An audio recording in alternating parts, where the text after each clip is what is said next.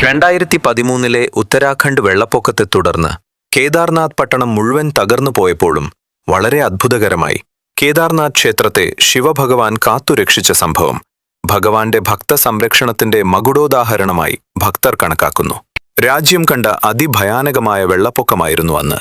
എങ്ങും സംഹാരതാണ്ഡവമാടുന്ന ആ പ്രളയത്തിൽ ഇരമ്പിയാർക്കുന്ന വെള്ളത്തോടൊപ്പം അവശിഷ്ടങ്ങളുടെയും പാറകളുടെയും ഒരു വലിയ പ്രവാഹം കേദാർനാഥ് ക്ഷേത്രത്തിന് നേരെ കുതിച്ചുയർന്നു. ഈ സമയം അത്ഭുതകരമായി താഴേക്ക് ഉരുണ്ടുവീണ ഒരു ഭീമാകാരൻ പാറ വെള്ളത്തോടൊപ്പം ക്ഷേത്രത്തിനടുത്തേക്ക് ഒഴുകി വരാൻ തുടങ്ങി.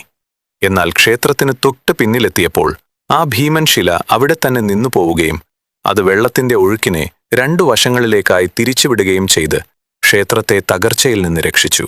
സാക്ഷാൽ പരമശിവൻ തന്നെ കുടികൊള്ളുന്ന ആ പുണ്യക്ഷേത്രം സംരക്ഷിക്കുന്നതിനായി ശിവഭഗവാൻ തന്നെ തന്റെ ദിവ്യ ഇച്ഛാശക്തിയാൽ ആ പാറ അവിടെ നിർത്തിച്ചതാണെന്ന് പല ഭക്തരും വിശ്വസിക്കുന്നു. ഇന്ന് കേദാർനാഥ് ക്ഷേത്രം സന്ദർശിക്കുന്ന തീർത്ഥാടകർ ഭീമശില എന്നറിയപ്പെടുന്ന ആ പാറയുടെ മുന്നിൽ പ്രാർത്ഥിക്കുകയും ക്ഷേത്രത്തെ സംരക്ഷിക്കുന്ന ഭഗവാന്റെ പ്രതീകമായി അതിനെ ആദരിക്കുകയും ചെയ്യുന്നു. ശിവഭഗവാനെക്കുറിച്ചുള്ള ഇത്തരം വീഡിയോകൾ ലഭ്യമാകാനായി ഈ ചാനൽ സബ്സ്ക്രൈബ് ചെയ്യൂ. ഓം നമഃ ശിവായ.